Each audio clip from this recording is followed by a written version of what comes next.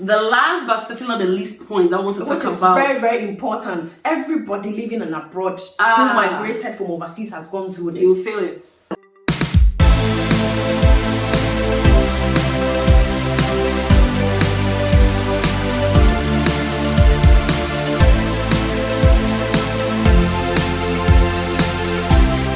Hello guys, I hope you're all doing well. So if you're seeing this face for the first time, my name is Diana. I'm a content creator, registered nurse based in the UK, and I do share tips on how you can migrate to the UK as a nurse, as a senior carer, or even to study and live abroad.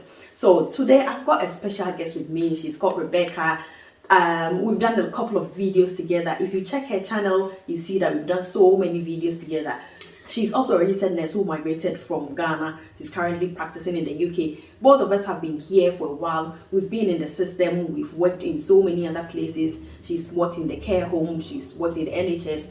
I've also worked in the NHS. I've worked in the care home before. So we've got a lot of experience regarding work and general life in the UK. So today we're going to discuss the good side of living abroad and the not so good side that nobody really tells you about. So because we've been here for a while, I believe that whatever we share from our experience will also be of benefit to you. Either you've been here for a while or you are planning on migrating to the UK. Actually, this is not really going to be about just living in the UK, but living abroad in general. But because we are here in the UK, most of the experience that we will share will basically be about our lives here in the UK. So I'm just going to invite my sister Becky to join me as we go into the details of this discussion.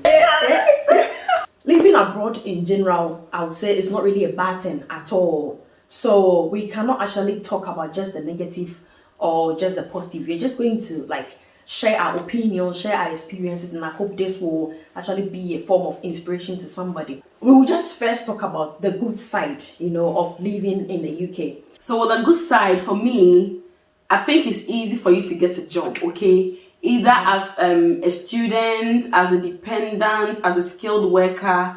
The UK has a lot of jobs that you can actually get. Yeah. Sometimes it may not be the job that you want, or it may not be the job that you fancy, or it may not be a job that is within your specialty, but it is still a job. Once you can, come down to that level to do that job, as you go along the line, or as you get more experience, or as you begin to look around, you would definitely one day find something that is within what you wanted. And it's not like paying so bad. It can take care of you. It can take care of your bills. We have a lot of people asking us if you're a single parent, or if you're here alone and have children, can you survive on your salary? The answer is yes. Once you live within your means, you will be able to make it. So I feel like it's easier for you to get a job than you would get back home. That's a good point. Even when you are here as a student, as an international student, or even as a citizen, whatever your situation is, you always get a part-time job to do whilst you're studying. Over here, people are so independent. Even at the age of 18, they are out of the house, they are living on their own, that kind of thing. So you would even be forced to go out there and get a part-time job. So no matter your situation, there is always something for you to do. So if you come here as an international student, you even have the option of working at least 20 hours per week. So with the money you get from those 20 hours a week, you are able to use that to sort out yourself, compared to where we come from, where the situation is totally different. So I agree with you regarding the job. It's quite easy, honestly, to get a job. Like she said, if you don't really mind going down to the level of doing any job that you think you can get your hands on. That leads us to our second point, which is doing overtime. It's easy for you to get an overtime to do. Once you're not the kind of person that's lazy, or you are not really, you don't really mind working a little bit extra, because here overtime is actually life. Irrespective of the job you do, you will definitely need to do overtime to be able to live a comfortable and standard life. And it's easy for you to actually get the overtime. You can move to another place to do the overtime. You can get it in your own, wherever you work. And some of these overtime pay weekly, some pay bi-weekly, some pay monthly. And it helps you, because if you need money to do something like, 8 stuff in a week or in a month, or even bi-weekly, you can get something to rely on. So I think that... Yeah, exactly. In some hospital, if you are working as a nurse or a healthcare assistant, or even in any healthcare sector, once you do that overtime, I think you get paid the following week. Yeah. So if you are kind of short of money, within the middle of the month when you are still waiting for your salary, at least you can get something to sort yourself out. Some actually pay daily. I was doing agency for one of my agents I work with or I work for pays me daily. Wow, which agency is that? We have to go. Yeah, we have to go into that. So once I need money like tomorrow, okay, I just do that shit. By the time I finish and take my timesheet, I send my timesheet to them that same day. By the time I sleep and wake up, my salary is in my account. That's really, really good. You don't get some of these opportunities in some countries. So that's really, really good regarding the job aspect. And another good thing about living in the UK is their healthcare or access to healthcare.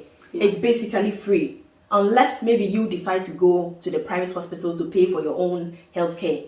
But the NHS, which is the National Health Service, is virtually free. So if you go to the emergency, if you need to take X-ray, if you need to take MRI, if you need to talk to your GP, your gynecologist, everything is virtually free. So you don't necessarily need to pay out of pocket.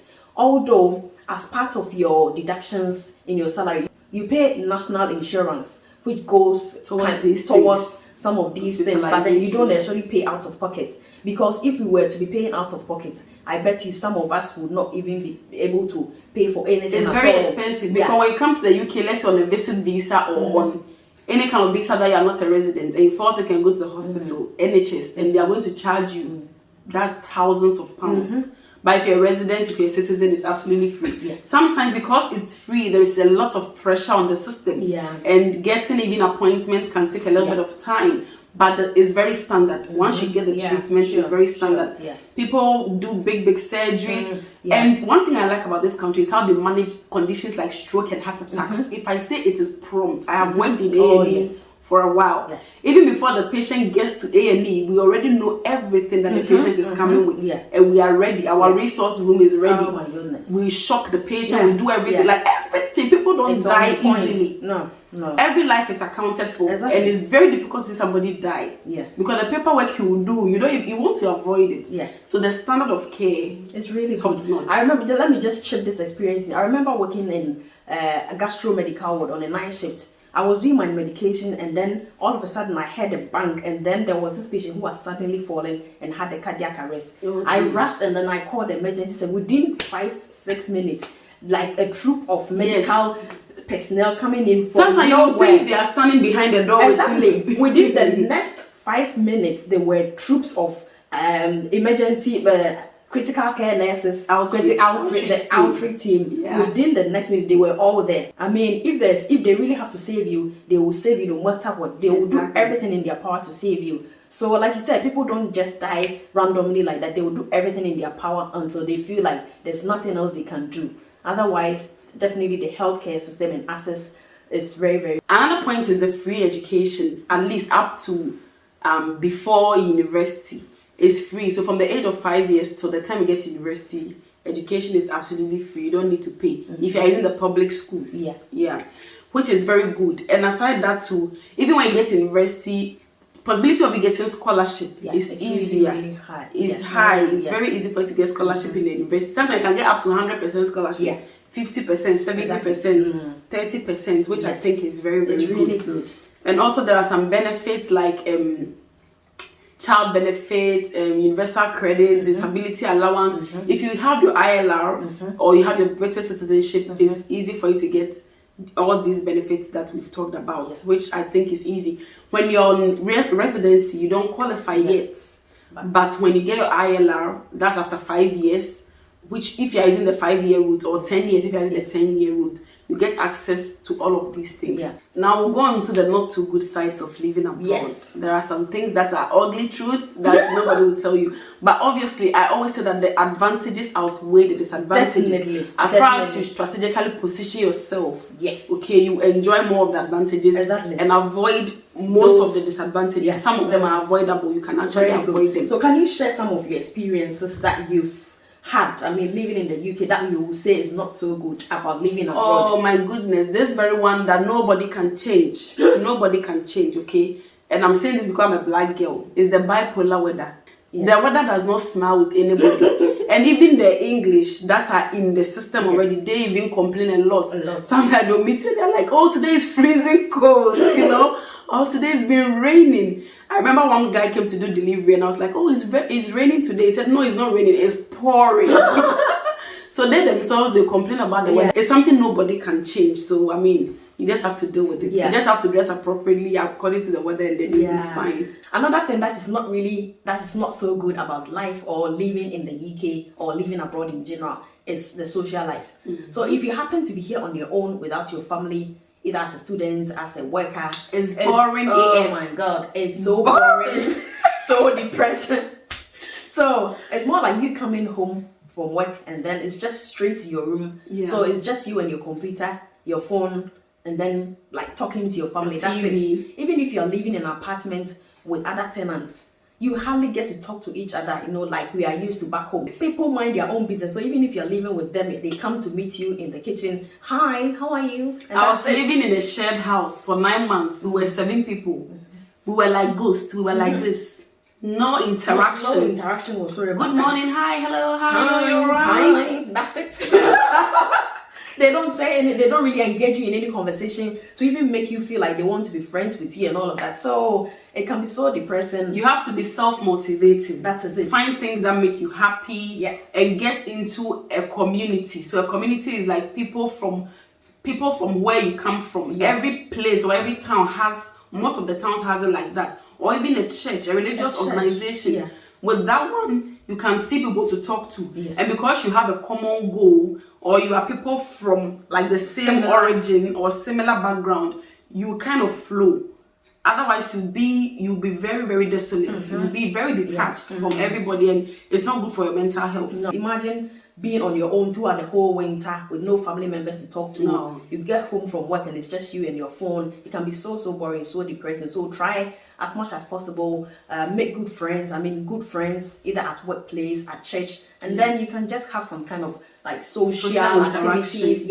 If you live in the cities where there are interesting places to visit, try and just look around. That's why we are in London. We are not leaving anytime. So try and explore other places. You can go and have fun on your own. You can go for a boat trip. Just go and see other places. Once you can afford. If you can afford it, just spoil yourself, just make yourself happy. You can book a spa, just spoil yourself on a weekend and all of that. If you're somebody who likes traveling, you can always just book your tickets. It's not so expensive traveling to any of these European countries. Just go have fun. Otherwise, if you stay in this weather, in this country, without friends, without family, it can be so depressing and so boring. You not even enjoy life in UK. That also leads us to our next point, is that the system absorbs the money.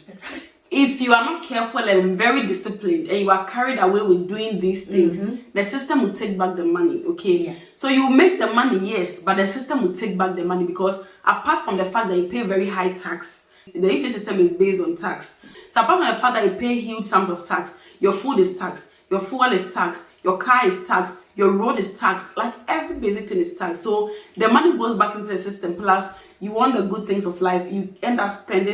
You want to wear good clothes, you end up spending. So eventually, you make the money goes back into the system. So that is why most people like doing overtime shifts. So once you've done all your budgets, your calculations at the end of the month, what you can also do to help, is to be doing some extra shifts here and there, just so that you can get some extra money, especially when you are short of money, whilst you're waiting for your monthly salary. The last but certainly not the least point I want to talk about. Very, very important. Everybody living in abroad who migrated from overseas has gone through this. You feel it. It's the family pressure. Family pressure. Or not necessarily family pressure from back home. We won't say family pressure, it's pressure from back home because not family alone. Sometimes your family doesn't even disturb you. Like for me, I can count the number of times a family member has asked me something. It's very, very rare for me to get a family member asking me for something. But you see, that circle of people you've left back home, they don't know how the money comes about. They don't know how the money is generated, but the pressure. And a friend of mine called me 3 days ago and she was like, somebody sent her a message to send her money to start Indomie business. Can you imagine? And she said she doesn't have the budget for that. She will have to wait for a while. Then this person said, okay, you send me 200 cedis first so that I will start. Then later, if you get the money, you send it. Then she sends the 200. This girl was like, why did you send me 200? You should send me money to start. The way she's asking, my friend said she just blocked her number. I said, don't block her number because sometimes the pressure is so because you have commitment, okay? You have things to do.